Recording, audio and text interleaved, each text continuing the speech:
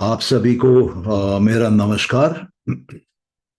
हम लोग पतंजलि के योग सूत्रों में जो पहला चैप्टर है समाधि पे उसको देख रहे हैं। और 17th जो सूत्र है, अब वो समाधियों के बारे में समझा रहा है। और एक नहीं, अ, कई प्रकार के समाधियों के बारे में समझा रहा है, जो कि एक के बाद एक लगती हैं। जब हम धारणा ध्यान समाधि करते हैं तो उस पहली समाधि के बाद जो बाकी की समाधियां लगती हैं प्रकृति के अंदर, उसका यहाँ पर बोल सकते हैं कि डिस्क्रिप्शन है, एक्सप्लेनेशन है, और उसका ब्रेकअप है। सॉरी। तो ये सूत्र एक बहुत इंपॉर्टेंट सूत्र है। और जैसे हमने पहले देखा था कि योग जो है उसका मेन मार्ग समाधि से जाता है। और समाधि 7 प्रकार की होती हैं। ये शायद हमने पहले भी एक बार डिस्कस किया था। और एक एक करके वो समाधियों को सीढ़ियों की तरह चढ़ना पड़ता है। हर समाधि पे ज्ञान आता है, जो कि अनोखा होता है, जो कि गहरा होता है, जो कि छिपा हुआ होता है, जो कि सृष्टि जब बनी उसके आसपास के समय का होता है। तो वो जो ज्ञान है, उस ज्ञान में तमस और रजस ना के बराबर होता है। मैक्सिमम सत्व पाया जाता है। तो ये बुद्धि में डीप डाउन हम बोल सकते हैं कि क्योंकि बुद्धियां सात्विक होती हैं, तो समाधि के समय हम बुद्धि के बहुत करीब पहुंच जाते हैं, बुद्धि के ऊंचाइयों के बहुत करीब पहुंच जाते हैं। और समाधि करने वाले व्यक्ति के लिए पुरुष तत्व तक पहुंचना आसान है। इनफैक्ट योग में वही तरीका है और कोई तरीका नहीं है। तो देखते हैं कि ये अभी क्या बोलते हैं कि कौन कौन सी समाधियां हैं, उससे कौन से कॉन्सिक्यूटिव मेंटल स्टेजेस हैं, और इन सबको मिला के क्या बोलते हैं, इनको एक एक करके अकेले क्या बोलते हैं, और इसमें हकीकत में होता क्या है। तो संप्रज्ञत समाधि, इसमें कॉन्सिक्यूटिव एक के बाद एक मेंटल स्टेज आते हैं। मेंटल स्टेज में अलग अलग मेंटल स्टेज में समाधियां होती है।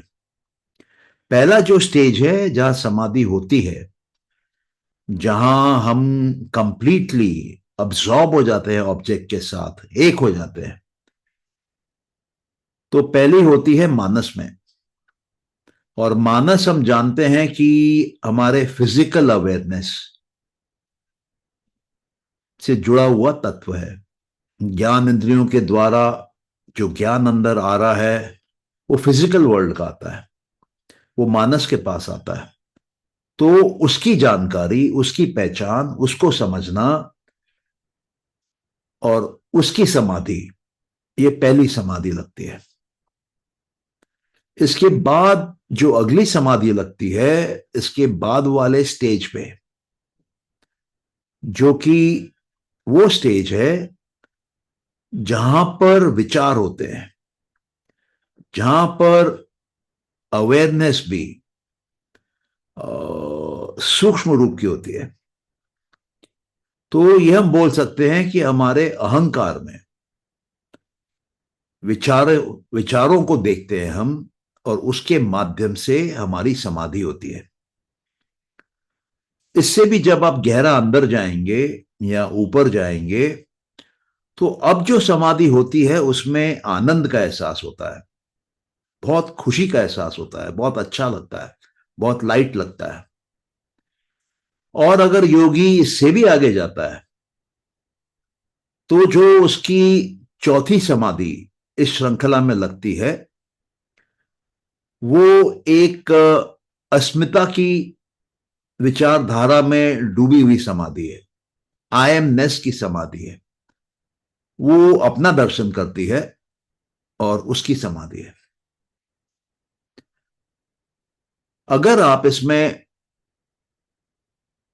थोड़े गहराई में जाएंगे तो आपको मिलेगा कि मानस की जो समाधि है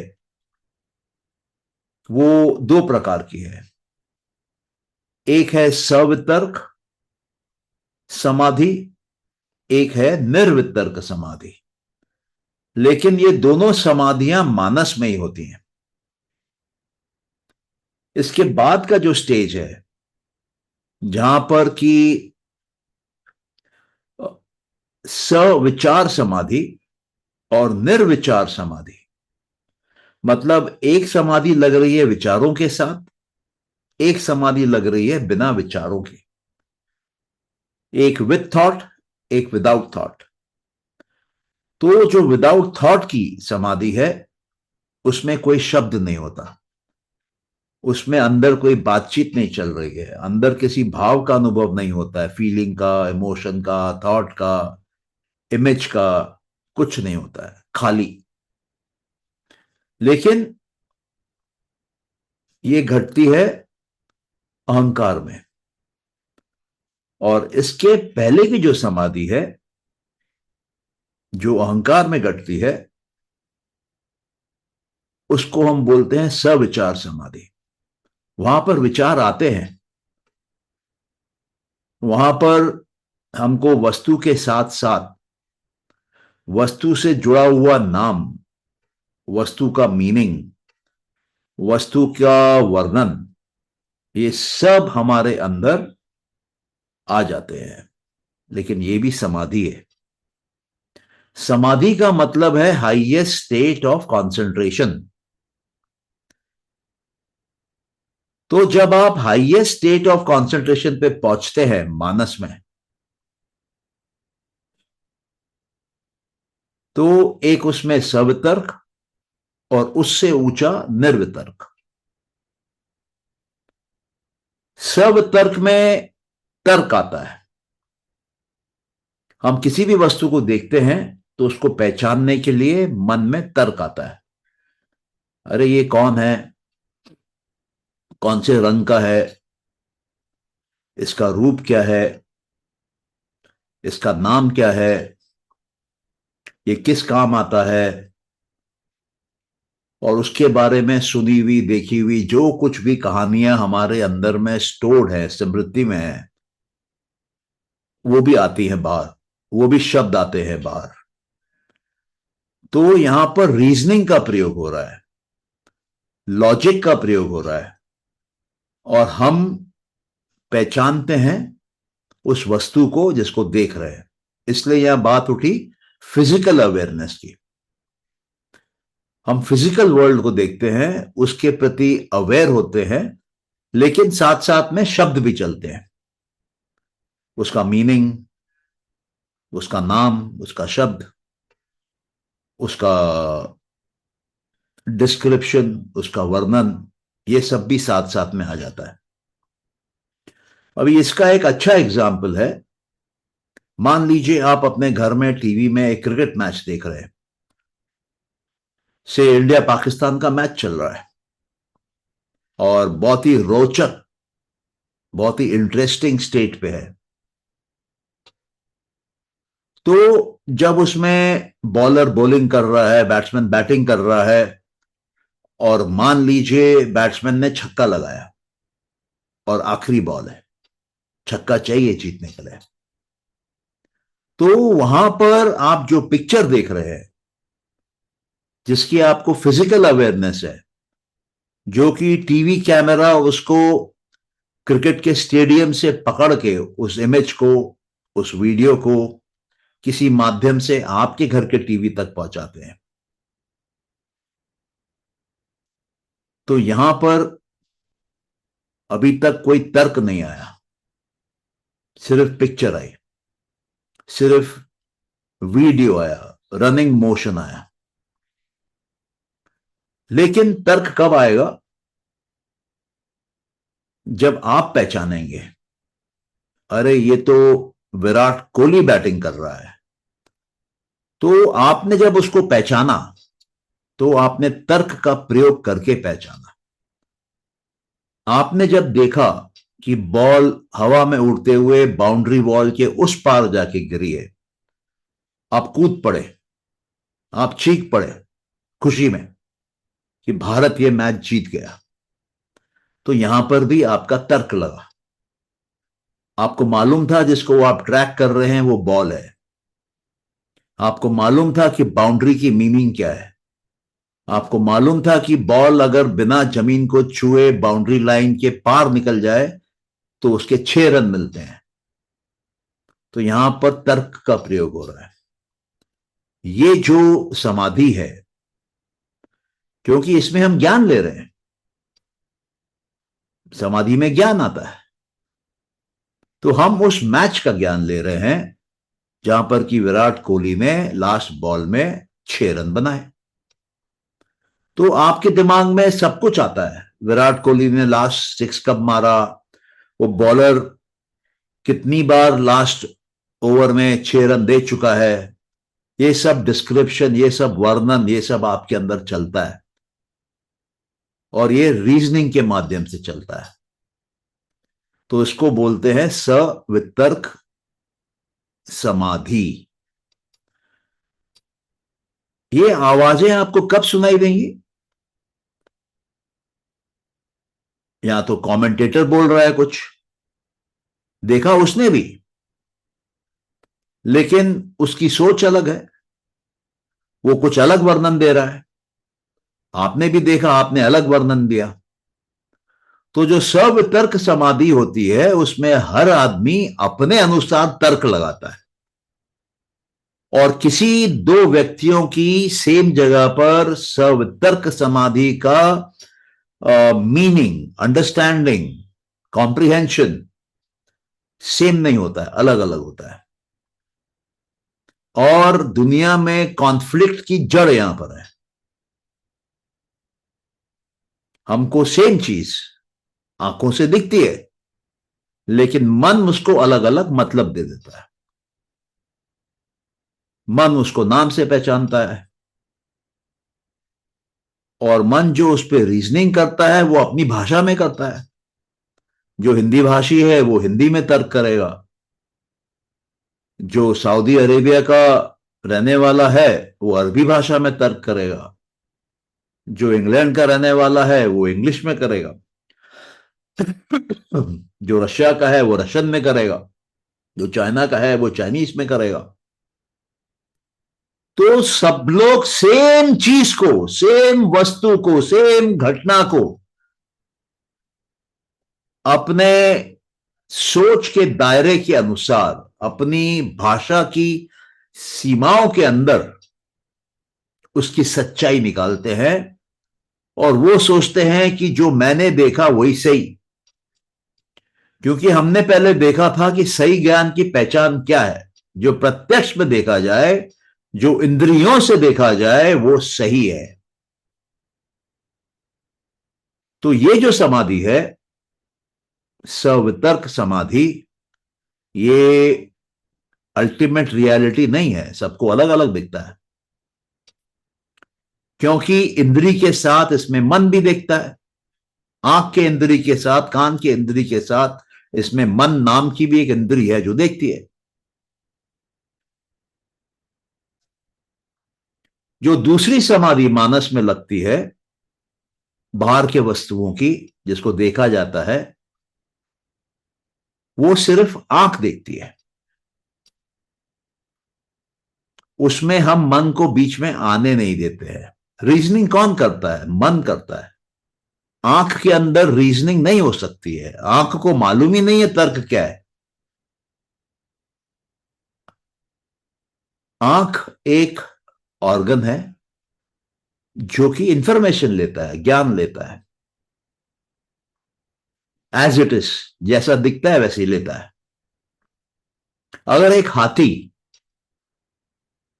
दुनिया के सारे लोगों को दिखाया जाए, 800 करोड़ लोगों को मान लीजिए, ऐसा कुछ प्रबंध हो टेक्नोलॉजी में कि हाथी बीच में खड़ा है और 800 करोड़ लोग उसको एक साथ देख रहे हैं इंसान की आंखों से, तो सबको वो हाथी अपने आप में एक ही दिखेगा।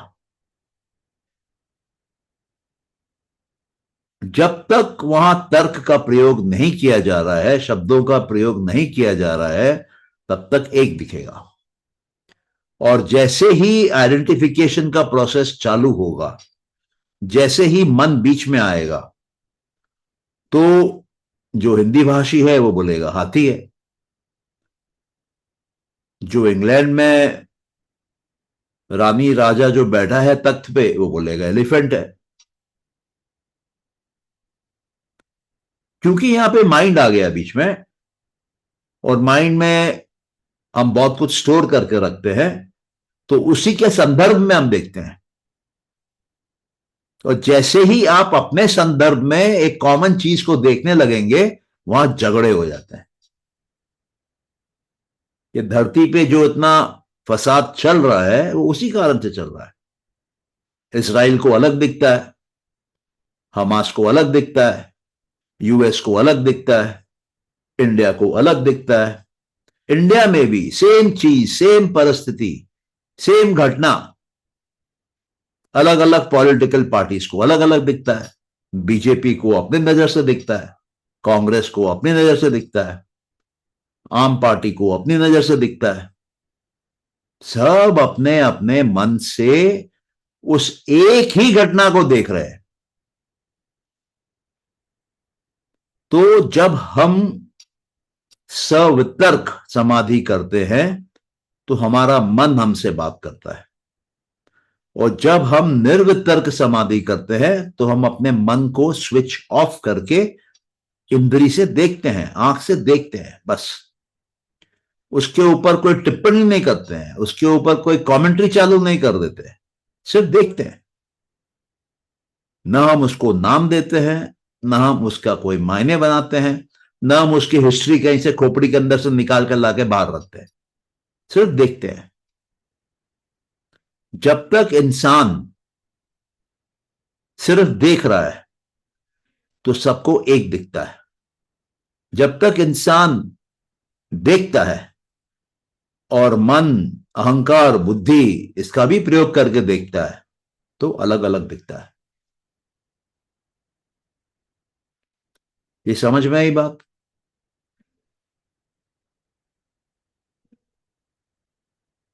जी सर, समझ में।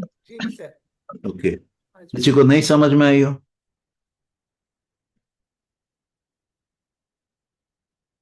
चलिए, सबको समझ में आई है ऐसा मान के चलते हैं।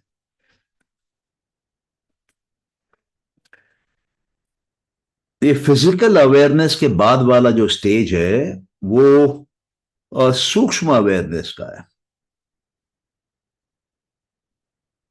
मानस में हमारा कॉन्शियस माइंड वर्क कर रहा है, और अहंकार में हमारा सबकॉन्शियस माइंड वर्क कर रहा है, जो हमारे शरीर को बनाता है, इसकी अलग अलग एक्टिविटीज करता है। अब यहां पर भी सेम घटना घटती है। यहां पर अगर हम कोई चीज को बाहर से देख रहे हैं तो वो अंदर स्टोर होती है। अब जब हमने आंख बंद कर ली और उस वस्तु को देखने का प्रयास किया, तो हमारे मेमोरी में वो जो इमेज, वो जो पिक्चर स्टोर्ड है, हम उसको बाहर निकाल के देखते हैं। तो जब उसको बाहर निकाल के देखते हैं और उस समय हम उसका नाम, उसका मीनिंग, उसका वर्णन, उसकी टिप्पणी, उसकी कमेंट्री करने लग जाएं, तो वो जो समाधि है वो विचारों के साथ वाली समाधि है। वो समाधि विचारों में भरी हुई है, थॉट से भरी हुई है। उसको बोलते हैं सविचार समाधि। और जब वो इंसान या वो योगी सबकॉन्शियस माइंड में ही देख रहा है, उसी वस्तु को देख रहा है, लेकिन उसने अपने अहंकार की फंक्शनिंग को बंद कर रखा है मतलब निकालने के मामले में। तो न तो वो शब्द का नाम खोज के लाता है, न तो उसकी मीनिंग खोजता है, न तो उसका वर्णन, कमेंट्री या उस पर टिप्पणी कुछ नहीं करता है। विचार नहीं आते हैं, विचारों को वो रोक लेता है। उसको निर्विचार समाधि बोलते हैं। तो निर्विचार समाधि मतलब थॉटलेस समाधि, सविचार समाधि मतलब जहां थॉट है, लेकिन दोनों केस में आंखें बंद है। ये अंदर का धारणा ध्यान समाधि है। और जब आप आंखें खोल के बाहर दुनिया में देख रहे हैं और तर्क के माध्यम से उसका नाम, उसका मीनिंग और उसका डिस्क्रिप्शन निकाल रहे हैं, तो वो वितर्क के साथ वाली समाधि है, सवितर्क समाधि। और जब उसमें से हम जो रीजनिंग माइंड है, जो मानस है, जो एनालिटिकल माइंड है, जो लॉजिकल माइंड है, उसके सारे फंक्शन बंद कर देते हैं, वो सिर्फ देखता है आंख से बस। उसका जो मन है वो चुप रहता है, उसके मानस से कोई आवाज नहीं आती है। तब ये जो समाधि है, ये निर्वितर्क समाधि है। इसमें भी सिर्फ वस्तु दिखती है। निर्वितर्क में कोई रीजनिंग नहीं आती है, कोई शब्द नहीं आता है। तो कई बार लोग बोलते हैं कि हम ध्यान में बैठते हैं लेकिन मेरे मन में तो बहुत विचार आते हैं, क्या मैं मेडिटेशन नहीं कर रहा हूं? नहीं, आप मेडिटेशन कर रहे हैं। आप उस समाधि में हैं जहां पर विचार आ रहे हैं, वो सविचार है। और सविचार का प्रयास करते करते, अभ्यास करते करते, लगे रहने पे काफी समय के बाद जाके वो विचार पैदा होना बंद होते हैं। तब वो निर्विचार समाधि हो जाती है। और दोनों समाधि, सविचार और निर्विचार, अहंकार में ही होते हैं, एक ही जगह हो रहे हैं, लेकिन फंक्शनिंग अलग अलग है माइंड के उस कंपोनेंट की जिसके ऊपर काम हो रहा है। तो जब हम आंखों से देखते हैं, ध्यान लगाते हैं और मन में विचार आ रहे हैं, वो भी ध्यान है, वो भी मेडिटेशन है, वो भी समाधि है। और जब हम आंखें खोल के देख रहे हैं और कोई विचार नहीं आ रहे हैं, कोई तर्क नहीं आ रहा है, कोई शब्द नहीं आ रहे हैं, तो वो भी ध्यान की समाधि है। समाधि के पहले ध्यान होता है। तो जब भी हम बोलते हैं सवितर्क निर्वितर्क, सविचार निर्विचार, इसका मतलब वहां धारणा हुई, वहां ध्यान लगा, उसके बाद वो पर्टिकुलर समाधि लगी। इन दोनों के बाद, क्योंकि ये हमने पहले कहा था कि एक सीरीज है, कॉन्जिक्यूटिवली एक के बाद एक आते हैं, तो अहंकार के बाद क्या आता है? बुद्धि आती है। तो बुद्धि में जब आपका समाधि होता है तो उसकी पहचान क्या है? उस समय आपके अंदर आनंद आएगा। उस समाधि को स आनंद समाधि बोलते हैं। कई बार लोग होते हैं जिनको कि ध्यान में बैठे बैठे खुशी मिलती है, मुस्कुराने लगते हैं। तो कुछ लोग कहते हैं कि मेडिटेशन करो, अच्छा लगेगा, आनंद होगा, माइंड रिलैक्स होगा। लेकिन ये सब परिस्थितियों में सही नहीं है। आनंद आपको तब आएगा जब आप पहले चार समाधि करना सीख गए: सवितर्क, निर्वितर्क, सविचार, निर्विचार। उसके बाद आप बुद्धि में पहुंचेंगे और बुद्धि में समाधि लगेगी। उसकी पहचान क्या है? आप आनंद से भर जाएंगे। आपको समझ में आएगा कि आप समाधि के मार्ग में कहां तक पहुंचे हैं, कितने अंदर गए हैं, एक योगी के हिसाब से आप कितने आगे बढ़े हैं। और उसके बाद भी अगर आगे बढ़ेंगे ध्यान में, धारणा ध्यान समाधि में, तो अब जो समाधि लगती है वो मूल प्रकृति में लगती है। और मूल प्रकृति में क्या होता है? मूल प्रकृति में अपना दर्शन होता है, आई एमनेस की फीलिंग आती है, अस्मिता का एहसास होता है। हम बोल सकते हैं कि उस समय पुरुष अपना दर्शन कर रहा है, इसलिए वहां पर शांति है। तो इस बात को समझना बहुत जरूरी है कि कहां पर क्या हो रहा है। अभी जो ये 4 जगहों पे समाधि की हमने बात करी, मानस में 2, अहंकार में 2, बुद्धि में 1 और मूल प्रकृति में 1। तो ये चारों जो अवस्थाएं हैं, चारों जो पॉइंट हैं, ये प्रकृति के हैं। और ज्ञान कहां है? प्रकृति के अंदर ज्ञान है। फूल पत्तों में ज्ञान है, हवा में ज्ञान मिलता है आपको। जो लोग दिल्ली में रहते हैं उनको दिल्ली की हवा अलग लगती है। अभी सड़क पे चलेंगे तो आपको सड़क का ज्ञान आएगा, कितनी उबड़ खाबड़ है। पानी पिएंगे तो पानी का जो स्वाद आएगा उससे आपको ज्ञान आएगा। तो जहां पर भी आप कंसंट्रेट करेंगे वहां पर ज्ञान मिलेगा। फल कंसंट्रेशन का फल है ज्ञान। और कंसंट्रेशन की शुरुआत कहां होती है? अंदर होती है। सबसे पहले कंसंट्रेशन का जो फर्स्ट स्टेप है उसको धारणा बोलते हैं। जैसे मैंने पहले बताया था, धारणा मतलब मन को एक जगह लेकर आना। सेकेंड स्टेप जो है वो उससे हायर कंसंट्रेशन है धारणा से, उसको ध्यान बोलते हैं। और इंग्लिश में ध्यान का शब्द है मेडिटेशन, और इंग्लिश में धारणा का शब्द है कंसंट्रेशन। जब कोई आपसे बोल रहा है कंसंट्रेट करो तो उसका मतलब है वो आपको धारणा करने बोल रहा है। और जब कोई आपको बोल रहा है ध्यान लगाओ तो मतलब वो मेडिटेट करने बोल रहा है। और जब कोई बोलता है कि समाधि में जाओ तो वो आपको अपने मन को टोटली अब्सॉर्ब करने बोल रहा है वस्तु के अंदर। खो जाओ उसके अंदर। और जब अंदर खो जाओगे, गोता मारोगे, अंदर ज्ञान के मोती मिलेंगे। तो ज्ञान का जो मोती है वो ऊपर ऊपर नहीं मिलता है, वो बाहर दुनिया में नहीं मिलता है, अंदर मिलता है। एक बीज है आपके पास आम का, उस बीज की शक्ति कहां है? उसके अंदर है, बाहर नहीं है। तो बीज का जो संपूर्ण ज्ञान है वो कहां है? उसके अंदर है, उसके बाहर नहीं है।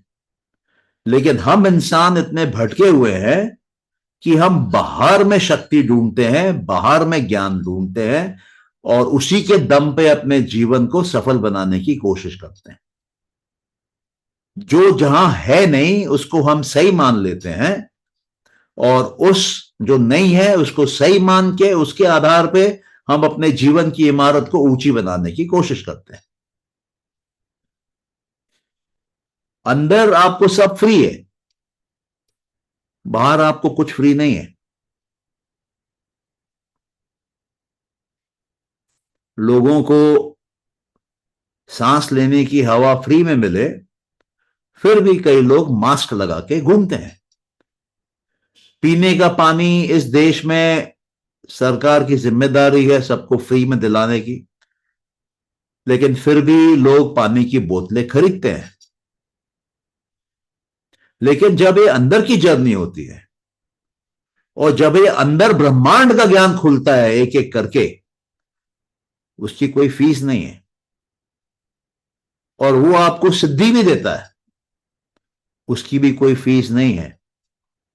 और इस मार्ग पे आप चलते रहेंगे तो आपको वो ब्रह्मज्ञानी बना देता है, उसकी कोई फीस नहीं लेता है। अंदर आपकी बुद्धि आपसे कुछ चार्ज नहीं करती है कि ये ज्ञान दिया इसका 2 रुपया दो, ये ज्ञान दिया इसका 20 रुपया दो, ये ज्ञान दिया इसका 2000 रुपया दो। वो कुछ नहीं मांगती है।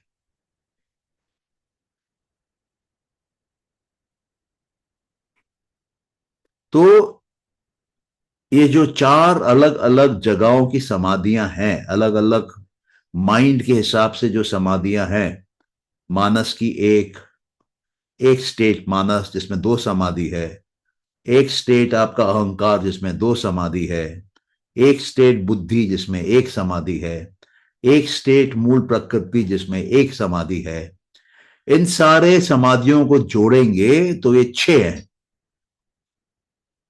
और ये सब प्रकृति के अंदर की हैं, और इन सब में आपको ज्ञान मिलेगा। तो इन 6 को मिलाकर संप्रज्ञता समाधि बोली जाती है। प्रज्ञा मतलब इनर नॉलेज, अंदर का ज्ञान, इंट्यूशन, इंसाइट, जो बाहर सड़क पे नहीं है, जो बाहर आसानी से नहीं मिलता है, वो ज्ञान। इसको प्रज्ञा बोलते हैं, प्रतिभा बोलते हैं, इंसाइट बोलते हैं, इंट्यूशन बोलते हैं। ये अंदर से आता है और फ्री में आता है, और किसी लेवल का भी आ सकता है। और जब ये सिद्धियां देना चालू करता है, आपको एक से बढ़कर एक सिद्धि दे सकता है। जो आप चाहेंगे वो होगा, जो आप कल्पना कर सकते हैं और उस पर ध्यान लगा रहे हैं वो होगा। आपको यहां से चांद में उड़ के जाना है, वो संभव है अगर आप प्रोसेस को फॉलो करेंगे। पहले आपको प्रोसेस समझना पड़ेगा, योग का, धारणा, ध्यान, समाधि का क्या है, उसके बाद वो घटना घटेगी। जैसे जैसे आप पवित्र होते जाएंगे, जैसे जैसे आपके अंदर रजस और तमस घटता जाएगा, वैसे वैसे आप ज्यादा सात्विक होते जाएंगे, वैसे वैसे आप ज्यादा पुरुष के करीब जाने लगेंगे। फिर एक ऐसी स्थिति आएगी कि पुरुष आपकी सुनेगा। उस सात्विक अवस्था में अगर आप प्रार्थना करते हैं, अगर आप मांगते हैं, तो वो जो पुरुष है, वो जो चेतन तत्व है, जब वो मूल प्रकृति के पास जाता है और उस संभावना को देखता है जो कि आप मांग रहे हैं, तो वो संभावना जीवित हो जाती है। वो जो अव्यक्त रहती है संभावना मूल प्रकृति में, वो प्रकृति में आती है व्यक्त होके संस्कारों के रूप में, और बुद्धि में एंट्री लेती है।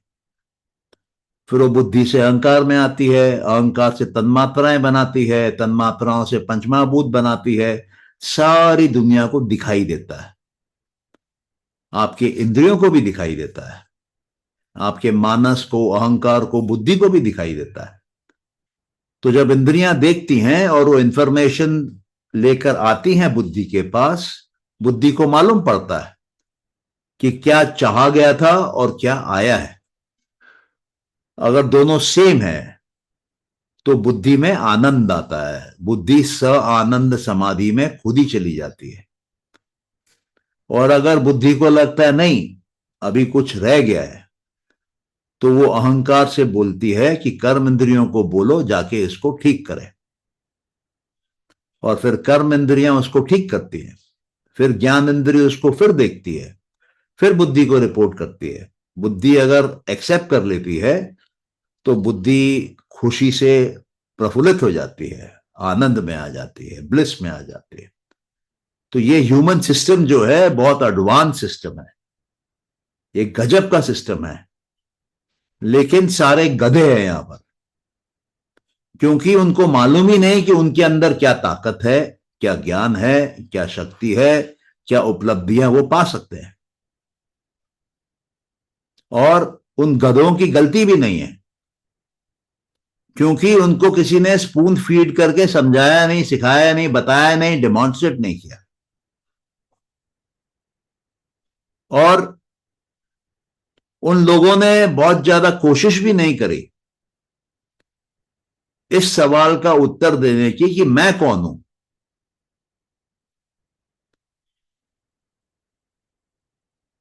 और उसको जब डॉक्टरों ने खोला, उसके शरीर को, उसके बोलिए कि ब्रेन को, तो उसको मटेरियल टर्म्स में डिफाइन किया। ब्रेन का साइज ये है, ब्रेन का वजन ये है, ब्रेन का एक्सरे ये है, ब्रेन का एमआरआई ये है।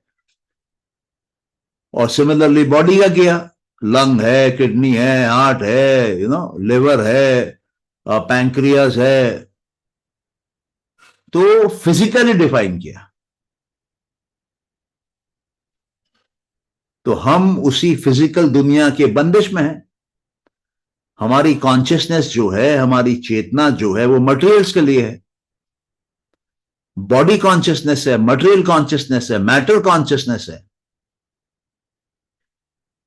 केमिस्ट्री क्या है? मैटर के ऊपर है। फिजिक्स क्या है? मैटर के ऊपर है। स्पिरिचुअलिटी साइंस के डोमेन के बाहर है, उनको समझ में नहीं आती, ना वो समझना चाहते हैं। अब उन्होंने कहा है कि कॉन्शियसनेस है, ये नया नाम दिया है। ठीक है, नाम दो। हमारे देश में तो पता नहीं कितने हजारों सालों से हम वही बात बोलते हैं, कॉन्शियसनेस बोलते हैं, चेतना बोलते हैं। अब उनको समझ में आया कि ये मूल प्रकृति क्या है जिसकी ये बात कर रहे हैं हिंदू। अब उनको समझ में आया कि ये पुरुष क्या है जिसकी ये बात करते हैं हिंदू।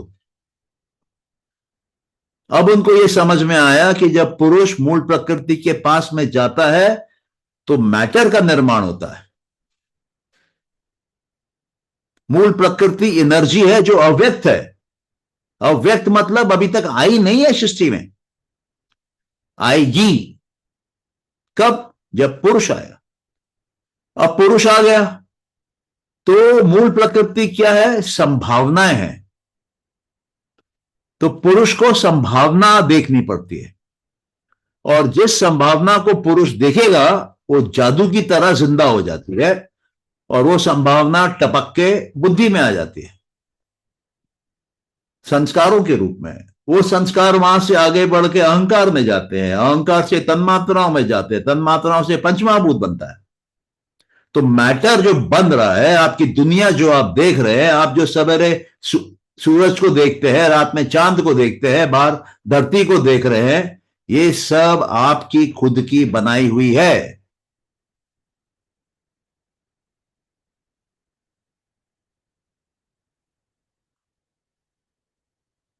जिस दिन ये बात समझ में आएगी कि इस सृष्टि का मालिक मैं हूं, मेरा पुरुष, और पुरुष जो चाहेगा वो मूल प्रकृति देगी, वही उसका काम है। मूल प्रकृति का काम क्या है? पुरुष के पास आने से प्रकृति को जन्म देना। प्रकृति का ड्यूटी क्या है? रोल क्या है? पर्पस क्या है? क्यों बन रही है प्रकृति? प्रकृति बन रही है पुरुष को भोग कराने के लिए, जो जो पुरुष को चाहिए वो देने के लिए। और जब सब कुछ दे देती है, उसके बाद अंतिम द्वार में मोक्ष दे देती है और उसको बाहर कर देती है। तो आपके अगर जीवन में अभाव है तो वो आपके सोच का अभाव है।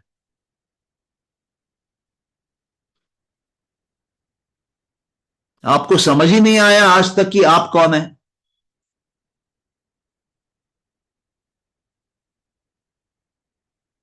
जबकि ये ग्रंथ यहां हजारों सालों से हैं। आप इंटरनेट पे जाइए, सब ज्ञान मिलेगा। किसी लाइब्रेरी जाइए, किसी अच्छे बुक शॉप जाइए, किताबें मिलेंगी। लेकिन हमारे भेजे में कुछ और डाला गया है, ताकि हम बड़े बड़े कंपनी वालों के लिए एम्प्लॉय बने, इंजीनियर बने, डॉक्टर बने जो हॉस्पिटल चलाएं,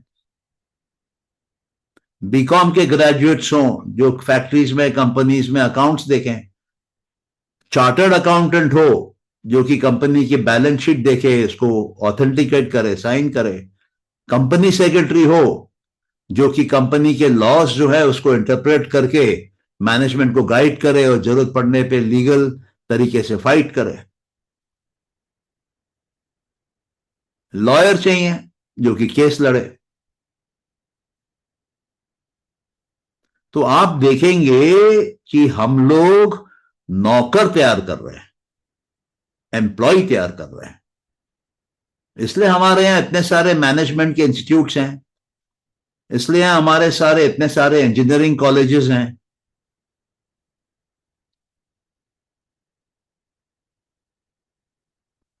एमबीए का फुल फॉर्म क्या है? Master in business administration. वो आपको बिजनेस ओनर नहीं बना रहे हैं, एडमिनिस्ट्रेटर बना रहे हैं। तो जब हमको ये समझ में आएगा कि हमारे अंदर ये 6 प्रकार की समाधियां हैं जो हम अपने ही इंद्रियों से देखते हैं और पैदा करते हैं। मानस की 2, अहंकार की 2, बुद्धि की 1 और मूल प्रकृति की 1। इन 6 के 6 जगहों पर हमको कुछ ना कुछ गहरा नया ज्ञान मिलता है, जिसको प्रज्ञा बोलते हैं। और ये 6 आपने पूरी तरीके से कवर कर लिया तो आपको कंप्लीट ज्ञान मिलता है, आप ब्रह्मज्ञानी बनते हैं सिर्फ देखने से, ध्यान से, जिसको देख रहे हैं उस पर कंप्लीटली खो जाने से। जिसमें खो जा रहे हैं वो अपना ज्ञान खोल के आपके सामने परोस देती है।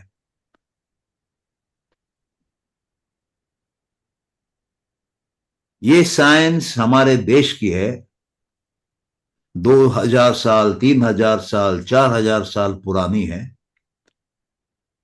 ज्यादा भी हो सकती है। कहते हैं कि महाभारत अंदाज से 7000 7500 साल पहले लगा था। तो अगर गीता उसी समय की है तो ये तो 7000 साल पुराना ज्ञान है। और रामायण के लिए कहा जाता है कि 11,000 12,000 साल पहले ये युद्ध हुआ था। तो उसका मतलब जो रामायण में लिखा हुआ है जिसको हम पढ़ रहे हैं आज, वो 11,000 साल 12,000 साल पुराना है। हम पूछते हैं ये अमेरिका और यूरोप 11 12 हजार साल पहले कहां थे ये लोग?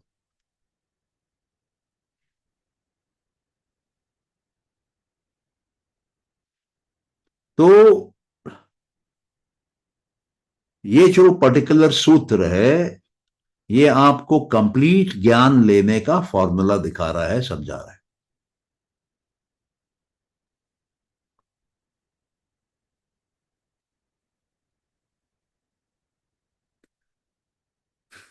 मैं आशा करता हूं कि सबको ये समझ में आया। अगर किसी को नहीं आया है तो आप प्लीज पूछे। স্যার, हाँ मैं बोलिए। বিনা বলছি যে আপনি বললেন যে আমাদের ভেতরেই জ্ঞান আছে, আমরা সেখান থেকে জ্ঞান নিতে পারি, ধারণা এবং ধারণা আর সমাধিতে। লেকিন আপনি এটাও বললেন যে আমরা যে বইগুলোতে এগুলো আছে সেগুলোই আমরা পড়ছি না। তাহলে আমরা তো জ্ঞানটা তো বই থেকেও পাই, বই থেকেও তো हाँ আমরা तो জ্ঞানটা পাচ্ছি। না, আপনার আপনার প্রশ্ন কি আছে? যে আপনি বললেন আমাদের ভেতরেই জ্ঞান আছে, সেখান থেকেই আমরা সবকিছু খুঁজি, কিন্তু সেটা তো বই থেকেও তো আমরা সব জ্ঞানগুলো নিতে পারি। हाँ तो আমরা তো অ্যাকচুয়ালি বই থেকেই নিচ্ছি। না না, আমি আপনাকে উত্তর দিচ্ছি, ঠিক আছে। একটা বাচ্চা যখন জন্ম নেয় তো ওর ভিতরে কি জ্ঞান থাকে? থাকে না। আমরা ওকে স্কুল কলেজ ইউনিভার্সিটি কিছু হায়ার এডুকেশন দিয়ে করে একটা पॉइंट পর্যন্ত নিয়ে আসছি। एक पॉइंट तक হুম। उसको नॉलेज देके रेस करके ऊपर लेके आते हैं। ये जो ज्ञान है ये संसार का হুম। ज्ञान। जितना वो देखता है, सुनता है, समझता है 5 इंद्रियों के द्वारा, उसका ज्ञान है। लेकिन जो अंदर का ज्ञान है वो अंदर जाने से मिलेगा, और जो बाहर का ज्ञान है वो बाहर जाने से मिलेगा। तो हम लोग तो ये मान के चल रहे हैं कि बाहर का ज्ञान आपको मिल गया है, लेकिन आपको सुख नहीं मिला है, आपको दुख मिला है। आपके जीवन में कुछ ना कुछ शॉर्टकमिंग है, कुछ कमी है। या रुपया कम है, या खुशी कम है, या रिश्ते अच्छे नहीं हैं, कुछ ना कुछ है, या शारीरिक कोई प्रॉब्लम है। तो जब आप दुख से मुक्ति चाहते हैं तब आपको प्रकृति से और चित्त से मुक्ति लेना पड़ता है, क्योंकि दुख का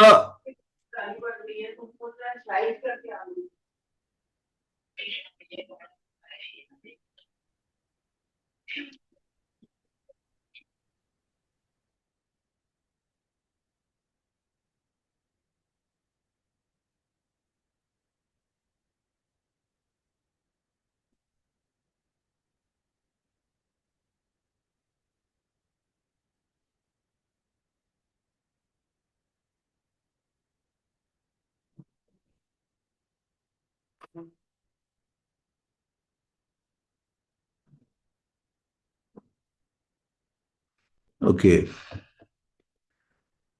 कहाँ था मैं? आप दुख से मुक्ति की बात कर रहे थे सर। हाँ, तो दुख का एहसास कहाँ होता है? आपके घर के दीवारों में होता है क्या, या बर्तनों में होता है, या फर्नीचर में होता है?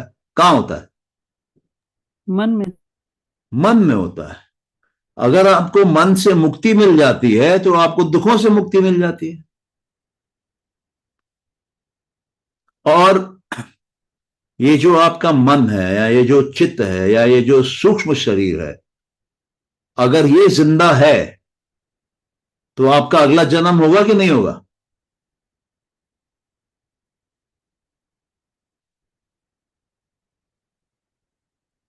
कौन बोलेगा? हाँ सर, हाँ जी, सूक्ष्म होगा। शरीर है तो होगा। होगा। तो हम्म। सूक्ष्म शरीर को खत्म करना जिम्मेदारी है। जब तक सूक्ष्म शरीर रहेगा वो अपने ऊपर एक स्थूल शरीर बैठा देगा।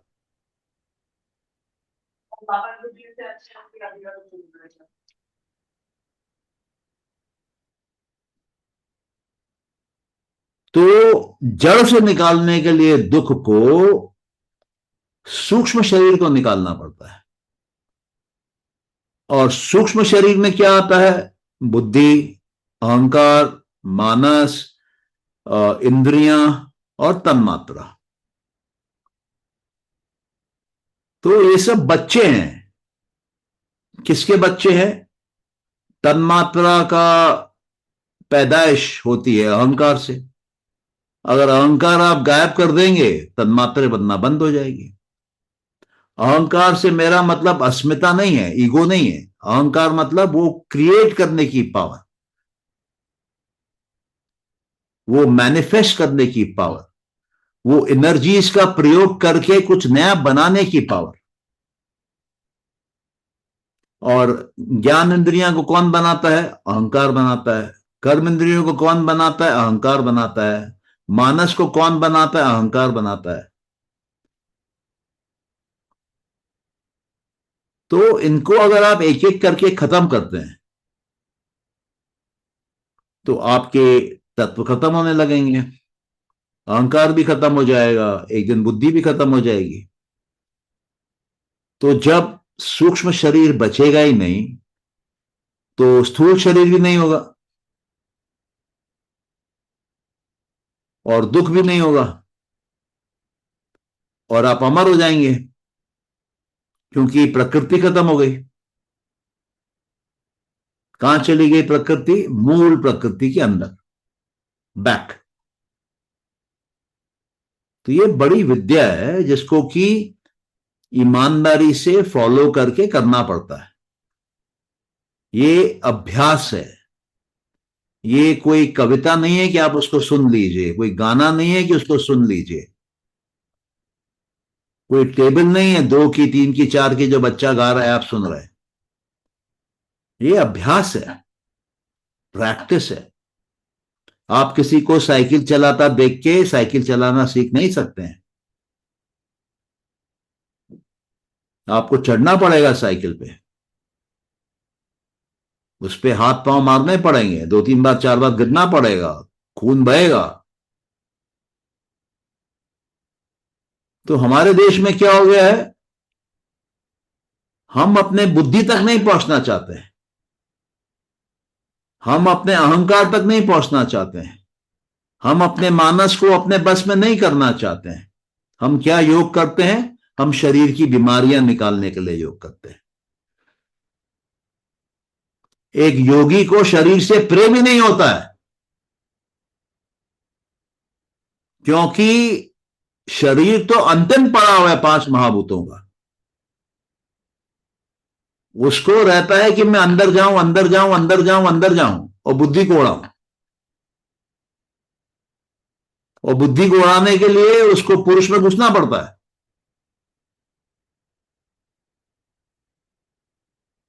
तो जिस दिन हम लोग ये समझेंगे कि शरीर की कोई भी हरकत योग नहीं है।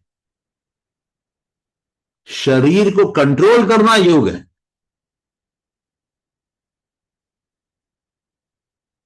अभी बहुत आप देखेंगे टीवी पे साधुइयां होती हैं, तांत्रिक लेडीज होती हैं, पूरी तरह मेकअप में रहती हैं।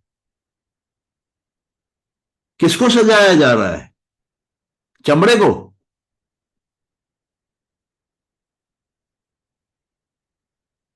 मैं आपको एक कहानी सुनाता हूं, राजा जनक की और अष्टवक्र की। मुझे याद नहीं मैंने आपको पहले कभी सुनाई है कि नहीं सुनाई है।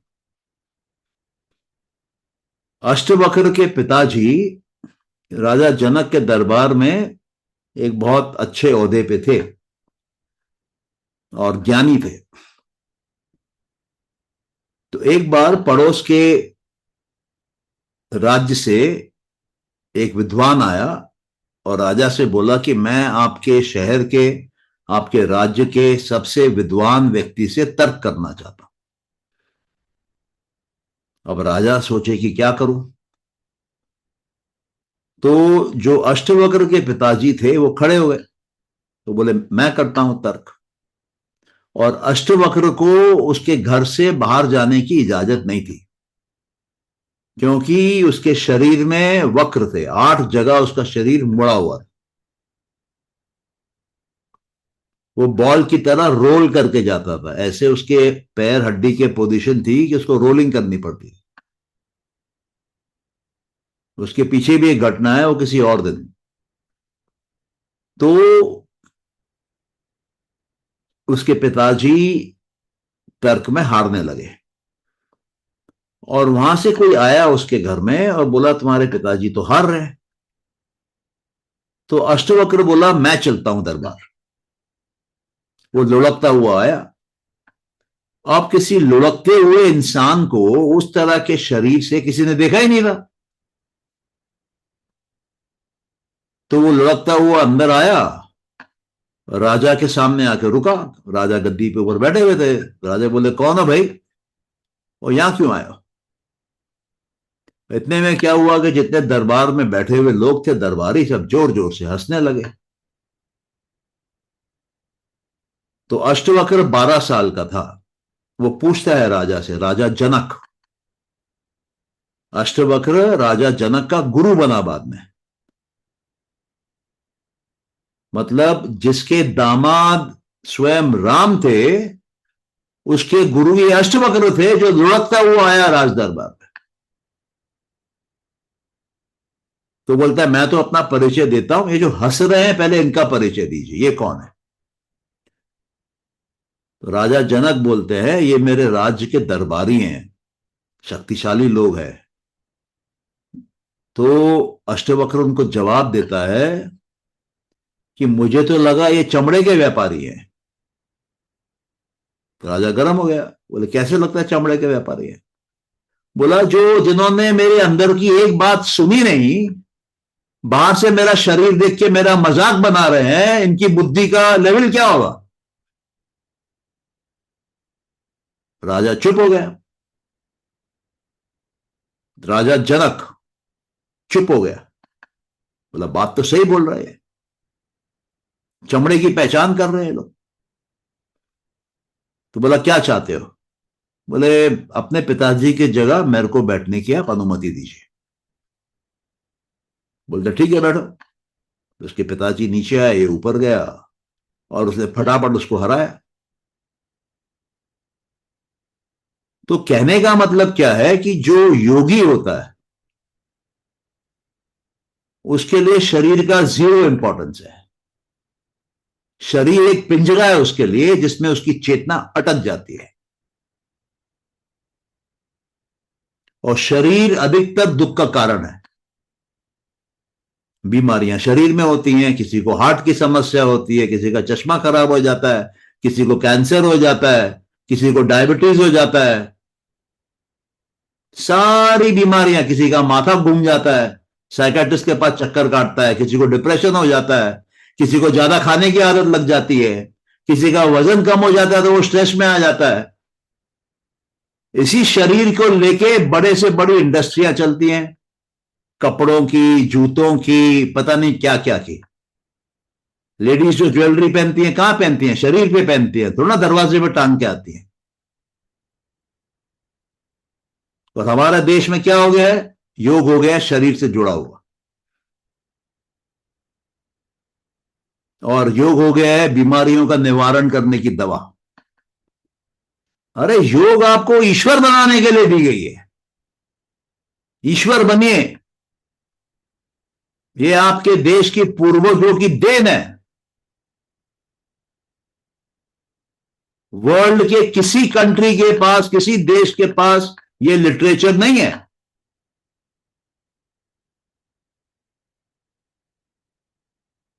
तो जब आप इसको समझेंगे, सारे राज खुलेंगे।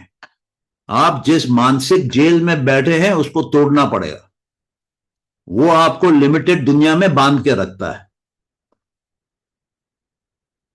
अगर आपके अंदर का भगवान जागने लगेगा तो जो सत्ता में बैठे हैं उनकी सत्ता रहेगी? नहीं रहेगी। वो गद्दियां खाली होंगी। इसलिए एक वर्ग नहीं चाहता है कि आप तक ये ज्ञान पहुंचे।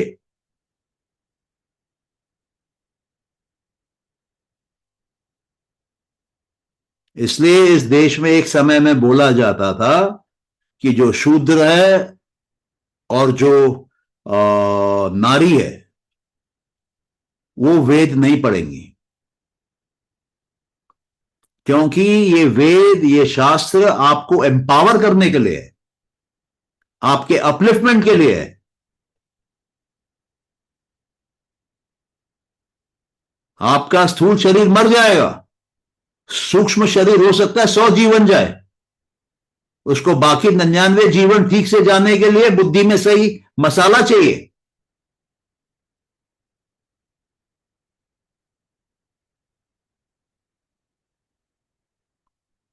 तो ये बहुत बहुत बहुत इंपॉर्टेंट है। जिनके पास ये ज्ञान है वो ये ज्ञान को बांटना नहीं चाहते हैं।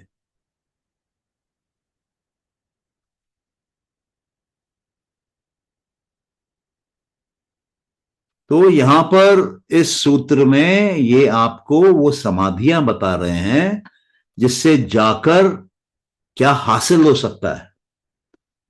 ये आपको ब्रह्मज्ञानी बनाने का फॉर्मूला दे रहे हैं। ये आपको सर्वशक्तिशाली बनने का फॉर्मूला दे रहे हैं। ये आपको ईश्वर बनने का मार्ग दिखा रहे हैं। ये आपके मोक्ष का द्वार खोल रहे हैं। ये आपको प्रकृति के ऊपर हावी होने का फॉर्मूला दे रहे हैं। आपको शिव बना रहे हैं और प्रकृति को काली बना रहे हैं।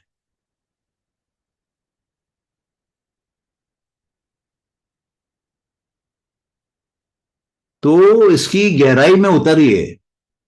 जैसे मैंने पहले कहा, कोई साइकिल चला रहा है, आप उसको देखेंगे तो आपको साइकिल चलाने में कोई फायदा नहीं होगा जब तक आप खुद नहीं चढ़ेंगे। ये योग जो है ये एक अभ्यास है, प्रैक्टिस है, और वैराग्य के साथ की जाती है। इंद्रियों को बंद करके, मन को अंदर ठहरा के, अंदर आप साइकिल चलाते हैं अपने। वो ईश्वर आपके अंदर है, वो पूरी सिद्धियां आपके अंदर है आपको नहीं पता। आपके जेब में 10,000 रुपए हो, आपको नहीं पता वो 10,000 रुपए आपके काम का है। लेकिन जब आपको मालूम है कि आपके पास 10,000 रुपया है और जब आप जेब में हाथ डाल रहे हैं 1 रुपया निकल रहा है, क्या करेंगे आप? वो 9,999 रुपए को ढूंढेंगे, खोजेंगे और खोज के अपने सामने लाएंगे उसको। तो अविद्या क्या है? आपको जब विद्या ही नहीं दी गई है तभी आप अविद्या में हैं। और जिसको विद्या दी गई है वो विद्वान है। विद्वान के पास ज्ञान है, आपके पास अज्ञानता है, क्योंकि आपके पास अविद्या है। और जिसको अविद्या होती है, जिसको अज्ञानता होती है, वही मैं और मेरा करता रहता है। और जो मैं और मेरा करता है वो अपनी पसंद नापसंद भी जाहिर करता रहता है। उसको कुछ चीजों से आकर्षण हो जाता है और कुछ चीजों से नफरत हो जाता है और उसी के अंदर डर पैदा हो जाता है, बस फिर वो आदमी गया। तो जैसे ही आपकी विद्या कंप्लीट होती है, आपकी अस्मिता खत्म हो जाती है, आपका ईगो खत्म हो जाता है, आपका लाइक डिसलाइक खत्म हो जाता है, आपका फियर खत्म हो जाता है, आपके लिमिटेशंस टूट जाते हैं, आपका चक्रव्यूह भस्म हो जाता है। तो ये सच्ची विद्या है। इसलिए उन्होंने पहले डिफाइन किया कि राइट नॉलेज क्या है वो समझो। और हमारे लिए राइट नॉलेज क्या है? जो सोशल मीडिया पे आ जाए वो राइट नॉलेज है, जो टीवी चैनलों पे आ जाए वो राइट नॉलेज है। हमको तो ये भी नहीं सिखाया गया कि राइट नॉलेज किसको बोलते हैं। आप में से किसी को भी सोचना सिखाया गया क्या? स्कूल टीचर ने सिखाया क्या सोचते कैसे है? नहीं सिखाया। आपको किसी भी टीचर ने स्वाद लेना सिखाया क्या कि कितने प्रकार के स्वाद होते हैं, मुंह खोलो एक एक करके डालती हूं बताओ अभी? नहीं सिखाया है। आपकी कर्म इंद्रियां क्या है, उनके फंक्शन क्या है, उनके लिमिटेशन क्या है, किसी ने बताया है क्या? पैरों से क्या संभव है, हाथ से क्या संभव है, मुंह से क्या संभव है? आप लोगों को पता है पांडव वो जंग क्यों जीते कौरवों से? कौन बताएगा?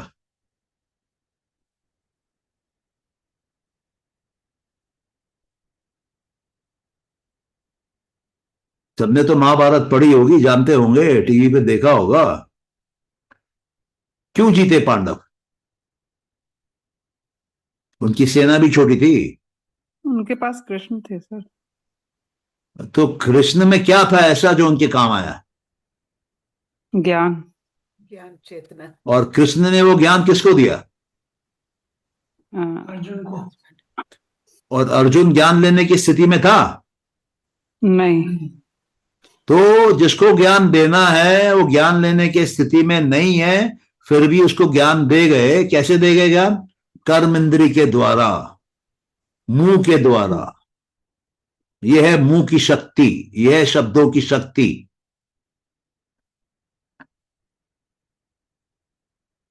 ये भी एक कर्म इंद्रिय है।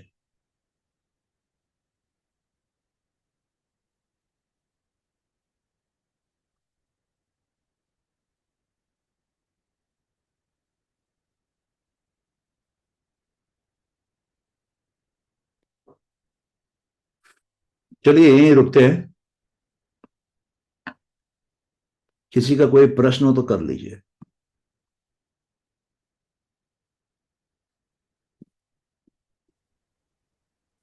नहीं सर। नहीं, ओके। और कोई?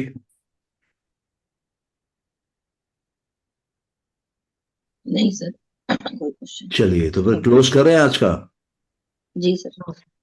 Okay, good night sir. Thank you. Thank you. Thank you, sir. Good night. या गुड नाइट।